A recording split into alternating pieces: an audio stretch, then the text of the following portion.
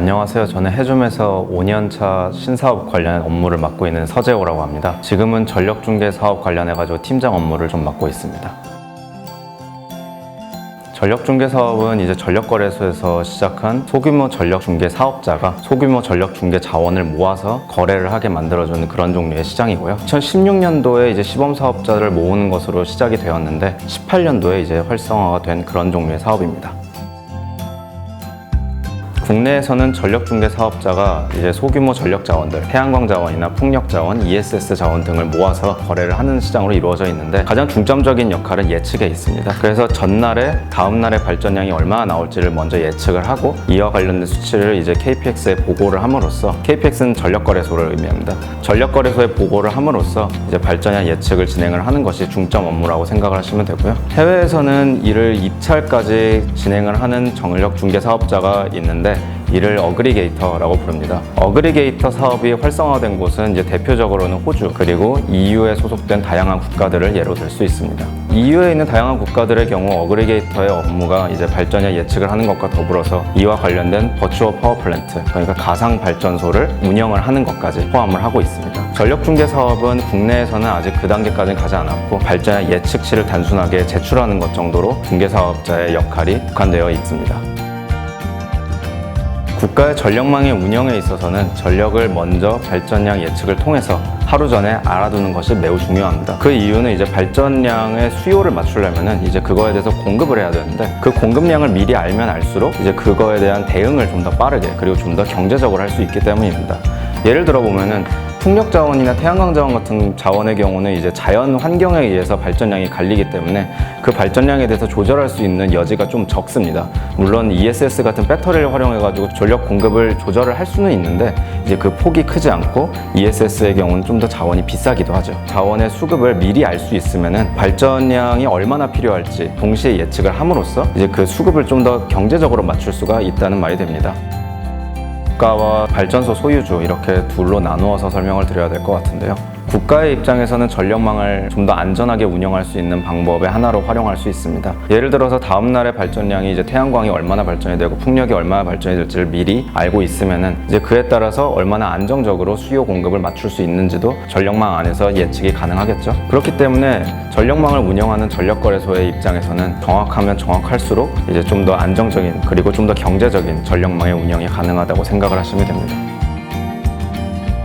판매 대금 위에 이제 조금 더 추가적으로 붙는 금액이라고 생각을 하시면 되는데요. 예측 오차율이 8% 이하로 떨어졌을 때 그 시간 단위에 발전된 발전량에 한해서만 발전 대금이 조금 더 추가적으로 지급이 된다고 생각을 하시면 됩니다. 말씀드렸듯이 예측 재고 정산금을 받으려면 예측을 얼마나 잘하는지가 굉장히 중요합니다. 이것이 방금 설명드린 것처럼 시간 단위별로 예측 오차율 8% 이하로 들어오는 게 생각보다 까다로운 조건이기 때문에 이러한 조건들을 충족시킬 수 있을 정도의 예측 능력을 가지고 있는 업체가 어디인가를 고려하는 것이 아마 1순위가 될 것 같고요. 제가 얼마나 많은 종류의 연구를 진행을 하고 있었는가, 국가 R&D 같은 것을 진행을 했는가 하는 식의 좀 객관적인 지표를 찾아서 그런 것들이 원활하게 이루어진 발전량 예측 능력을 가지고 있는 업체를 찾는 것이 좀 중요하다고 생각이 됩니다. 더불어서 전력중개 사업자들의 경우는 다양한 자원들을 관리를 해야 되는 의무 또한 부여가 되기 때문에 이 발전소 운영 능력이 얼마나 뛰어난지도 분명히 그 발전량을 예측을 하는 데 있어서 여파를 미칠 수 있습니다. 발전량 예측치가 아무리 뛰어나도 발전소가 정상적으로 운영이 되고 있지 않으면 그 예측치는 빗나갈 수밖에 없거든요. 그렇기 때문에 그러한 예측이 얼마나 뛰어난지와 더불어서 다량의 발전소를 어떻게 운영을 할 수 있는가, 그리고 오퍼레이션 메인터넌스, 그러니까 O&M을 얼마나 잘하고 있는가에 대한 것도 좀 중요하게 보셔야 되는 요소가 아닌가 하고 생각을 합니다.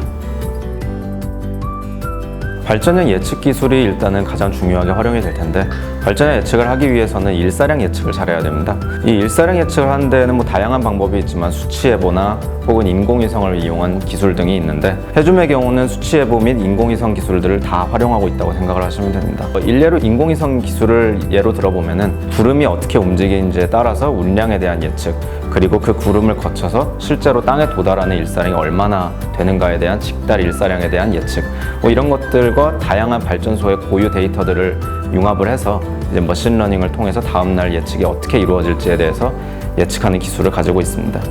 이러한 기술들은 이제 발전의 예측 오차율을 줄이는 데 크게 기여를 할 수 있고요. 이러한 기술들이 어떤 식으로 복합적으로 이루어지는지도 사실은 중개사업자의 정확도에 큰 영향을 미친다고 할 수 있습니다.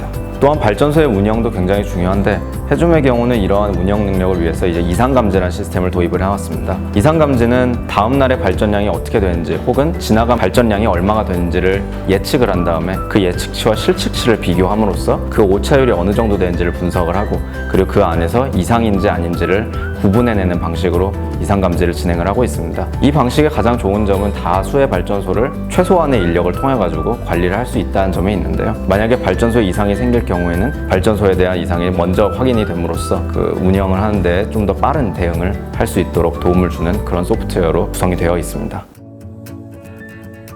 해줌의 차별성은 앞서 말씀드린 이상감지라든지 혹은 오차율을 최소화하는 그런 기술 외에도 이 시장에 초기부터 개입이 되었었다는 점을 말씀드릴 수 있을 것 같습니다. 전력중개사업자 1호도 해줌이었고 현재 규칙개정위원회에도 해줌이 위원으로 들어가 있습니다. 또한 이제 2016년부터 있었던 전력거래소 주관의 시범사업에도 해줌이 6개 사업자 중 한 사업자로 선정이 되었었고요. 그리고 지금까지도 이제 발전의 예측을 어떻게 하면 더 정확하게 할지 그리고 발전소 소유주분들한테 어떻게 하면 수익을 더 나눠줄 수 있을지에 대해서 끊임없이 고민을 해왔기 때문에 이런 점에서 차별성을 가지고 있다고 말씀드릴 수 있을 것 같습니다. 이상으로 중개사업에 대해서 설명을 좀 드렸고요. 만약 이것보다 좀 더 궁금하거나 좀 더 심도 있는 질문이 있으시다 혹은 이제 전력중개사업에 어떻게 참여해야 될지 궁금하다 하시는 분은 해줌 홈페이지로 들어가셔서 전력중개사업 관련 문의를 해주시면 될 것 같습니다. 저는 전력중개사업 팀장 서재호였습니다. 감사합니다.